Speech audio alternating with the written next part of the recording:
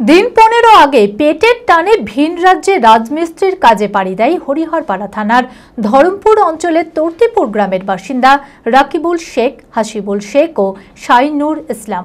ভিন রাজ্যে কাজ করতে গিয়ে বাংলায় কথা বলার অপরাধে উড়িষ্যার জগৎসিংহপুর জেলার বালিগুদা থানার পুলিশ বাংলাদেশি সন্দেহে তাদের আটক করে। খবর পেয়ে উদ্যোগ নেয় হরিহরপাড়া ব্লক তৃণমূল সভাপতি এবং হরিহরপাড়া থানার আইসি ও জেলা পুলিশের হস্তক্ষেপে অবশেষে মুক্তি পেয়ে শনিবার বিকেলে ঘরে ফেরেন ওই 3 শ্রমিক। তাদের ঘরে ফিরে আসতেই খুশির হাওয়া পরিবার জুড়ে। মানসিক স্বাস্থ্যের জন্য সবার আগে যে নামটি মনে ভেসে ওঠে, সুস্থ মনের ঠিকানা মনোবীক্ষণ। যোগাযোগ নাম্বার 7477799513। ভিন রাজ্যে কাজ করতে যাওয়া পরিযায়ী শ্রমিকদের বর্তমান অবস্থা খুবই করুণ। উড়িষ্যায় বাংলাদেশি নাগরিক সন্দেহে প্রায় 15 দিন আটক থাকার পর অবশেষে ঘরে ফিরলেন মুর্শিদাবাদের হরিহরপাড়ার 3 পরিযায়ী শ্রমিক।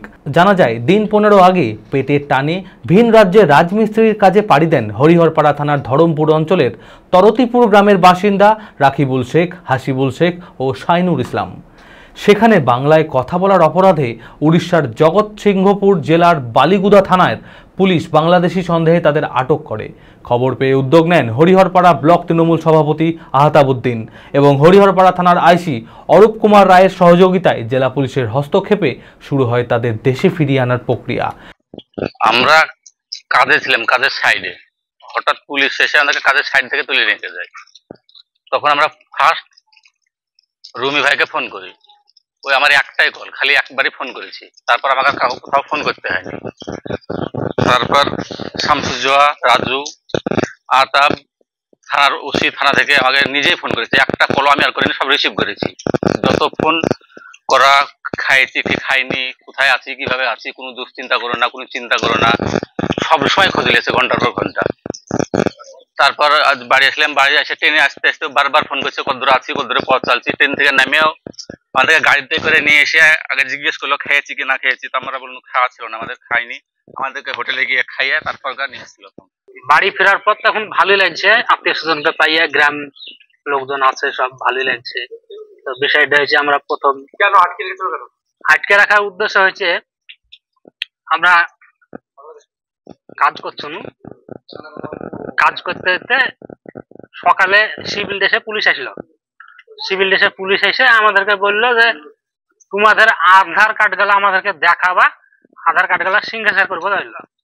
তো ঠিক আছে, আমরা তখন কাজ করছি, তাহলে তো কাজ শেষে আমাদেরকে দেখতে হবে।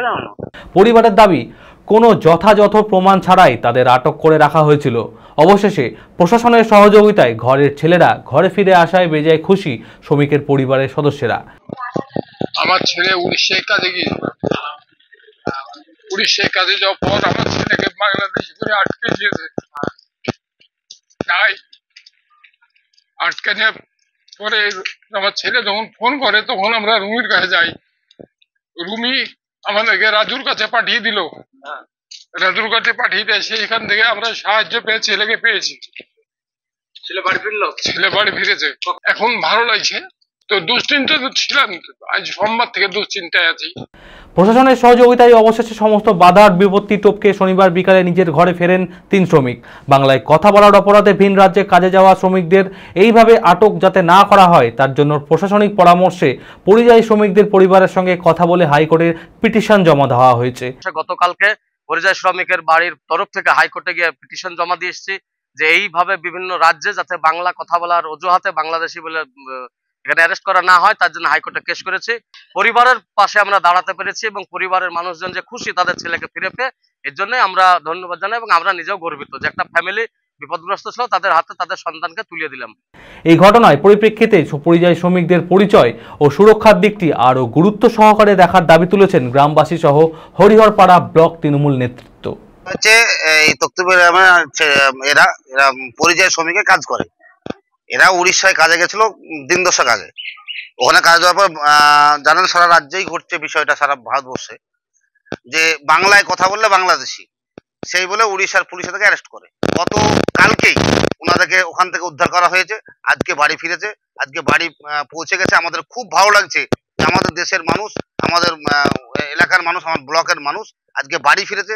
তাদেরকে বাড়ি ফেরানোর ব্যবস্থা হয়েছে, বাড়ি এসছে এবং তাদের পরিবারের কাছে আমরা পৌঁছে দিয়েছি।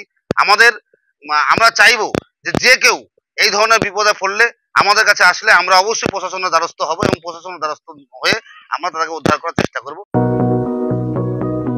চরক স্কয়ার হসপিটাল সুস্থতার একমাত্র ভরসা।